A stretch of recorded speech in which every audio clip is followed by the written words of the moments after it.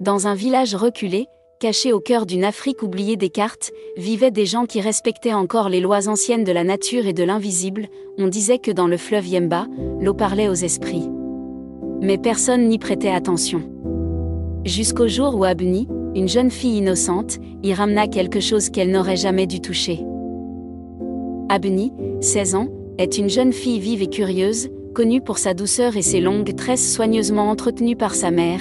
Elle vit avec sa grand-mère dans le village des Bongé, un lieu reculé encerclé par une jungle épaisse et un fleuve large qu'on appelle Yemba. Un matin, alors que le soleil doré perce la brume matinale, Abuni part seule au fleuve pour laver des habits, comme à son habitude, mais ce jour-là, l'eau est anormalement calme.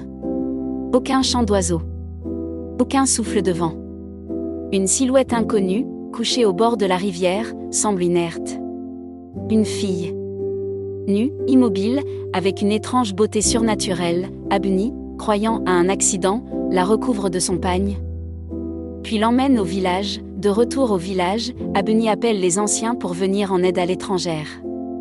Mais la fille ne parle pas. Elle regarde autour d'elle avec des yeux d'un bleu profond et surnaturel. Les anciens s'inquiètent. Une fille sortie de l'eau, sans nom, sans souvenir, mais Abuni insiste, elle a besoin de nous. Sa grand-mère l'avertit en secret, il y a des choses qu'on ne doit jamais ramener du fleuve. Abuni, la nuit, l'étrangère se met à parler une langue ancienne que seul le vent semble comprendre. Depuis l'arrivée de la mystérieuse fille, le village change. Les chèvres fuient, les poules cessent de pondre, et les enfants tombent malades sans raison. Une nuit, Abuni l'aperçoit au bord du fleuve, debout, en train de chanter seule. L'eau semble l'écouter. Le lendemain, elle n'y avoir quitté la case, la grand-mère d'Abuni commence à faire des incantations de protection, mais les anciens sont divisés, certains veulent la chasser, d'autres veulent l'interroger. Une nuit, la grand-mère demande à Abuni de la suivre en forêt. Elle lui montre une grotte sacrée où sont enfermées les histoires interdites. Là, sur une peinture ancienne, une femme semblable à l'étrangère, mi-humaine, mi-créature aquatique, ce n'est pas une fille, Abuni. C'est une Mamiwata. Une sirène. Abuni est bouleversée. Elle refuse de croire que celle qu'elle a sauvée est un danger. La sirène commence à contrôler les rêves d'Abuni. Chaque nuit, elle l'appelle, lui murmure, « Tu m'as ramené. Maintenant tu dois rester ». Abuni devient distante, errante. Son visage change subtilement, plus fatigué, ses gestes plus mécaniques. Un matin, elle se réveille au bord du fleuve. Les pieds dans l'eau, sans souvenir d'y être allée, la grand-mère décide d'agir. Avec les anciens, elle organise un rituel pour rompre le lien entre Abuni et la créature. Mais la sirène, désormais plus humaine que jamais, s'oppose. Elle dit à Abuni, « Tu m'as appelé. Tu m'as sauvé. Je suis toi. Et tu es moi ». Un choix se dessine, sauver son village. Ou céder au chant du fleuve, Abuni prend une décision déchirante.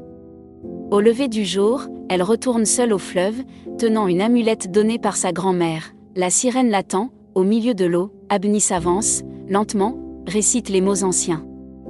Puis plonge l'amulette dans l'eau, un cri strident transperce l'air. La rivière s'agite. Puis, le silence. Le fleuve redevient calme. Le soleil brille. Les oiseaux chantent à nouveau, mais Abuni ne rentre pas. On la retrouve 3 jours plus tard, inconsciente près de la berge. Elle a oublié tout. Tout, sauf le chant du fleuve, qui résonne parfois dans ses rêves. Abuni revient au village changé. Elle sourit, mais quelque chose manque dans son regard. La grand-mère la serre dans ses bras. Le village la célèbre, mais la fille sait qu'elle a laissé une partie d'elle dans le fleuve. Chaque fois qu'Abuni regarde l'eau, elle voit un reflet qui n'est pas le sien, un visage familier, celui de la sirène, la regarde depuis la profondeur. La nuit, elle rêve encore. Des chants étranges, des voix qui appellent sous la surface. Elle se réveille en sueur, les pieds mouillés. Certains anciens du village murmurent qu'Abuni est liée à la créature. Ils la regardent avec peur, soupçonnant qu'elle porte la malédiction. Un matin, une marque étrange apparaît sur le bras d'Abuni, comme un symbole aquatique. La grand-mère tente de la cacher, mais la marque s'intensifie. Un devin est appelé du village voisin. Il propose un rituel pour révéler la vérité. Sous un grand arbre sacré, il invoque les esprits du fleuve. Pendant le rituel, Abuni voit une vision du futur. Le fleuve qui engloutit le village, la sirène debout sur les eaux, appelant son nom. Après la vision, la grand-mère avoue la vérité. leur lignée est liée au fleuve depuis des générations. Abuni est la descendante d'une femme qui avait scellé un pacte avec les esprits d'eau, la rivière commence à déborder sans pluie. Des animaux fuient, les pêcheurs ne reviennent plus. Le village sent la menace invisible, la sirène apparaît à Abuni en plein jour, debout au bord du fleuve. Elle ne parle pas, mais tend la main. Abuni sent qu'elle doit choisir, la grand-mère s'oppose au retour d'Abuni vers le fleuve. Elle veut la protéger. Mais Abuni, déterminée, sait qu'elle doit comprendre son lien avec la sirène, le chef du village bannit Abuni par peur de la malédiction. Elle quitte le village au lever du soleil, seule, mais sans haine, Abuni s'installe près du fleuve, dans une cabane abandonnée. Chaque nuit, elle entend la sirène chanter. Chaque nuit, elle rêve, une nuit, Abuni entre dans l'eau volontairement. La sirène l'attend. Elle ne veut pas l'emmener, mais l'avertir.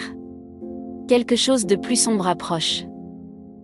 La sirène révèle, le fleuve est maudit depuis qu'un ancien roi a volé une perle sacrée. La perle est cachée dans les terres du village, Abuni revient secrètement au village. Elle cherche des indices sur la perle maudite.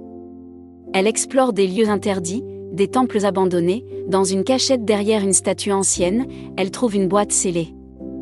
En l'ouvrant, la perle rayonne et tremble entre ses mains, le fleuve se déchaîne. Des torrents surgissent du sol. Le ciel s'assombrit. La sirène appelle Abuni depuis les profondeurs, Abuni comprend, la perle doit retourner dans l'eau, mais un cœur pur doit la porter. Elle accepte son destin et plonge, sous l'eau. Le monde change. Abuni entre dans le royaume des esprits d'eau. Elle affronte des illusions, des souvenirs, ses peurs, elle atteint le sanctuaire du fond. Des esprits anciens l'entourent. Il lui pose une question simple, es-tu prête à devenir gardienne du fleuve? Elle accepte. Son corps s'illumine. Ses tresses flottent comme des algues sacrées. Le fleuve se calme à la surface. Le lendemain, le fleuve est redevenu paisible. Les poissons sont revenus. Le village comprend qu'un miracle a eu lieu, mais Abuni n'est plus là. Sa cabane est vide. Seule sa grand-mère sent encore sa présence dans le vent. Avec le temps, les anciens racontent l'histoire d'Abuni, la fille qui a sauvé le fleuve.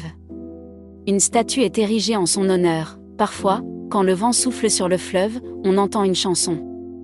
Une voix douce, aquatique, comme un murmure venu du fond, Abuni n'est pas morte. Elle veille depuis les profondeurs, gardienne éternelle. La sirène, désormais apaisée, nage à ses côtés, le fleuve n'est plus maudit. Il est sacré.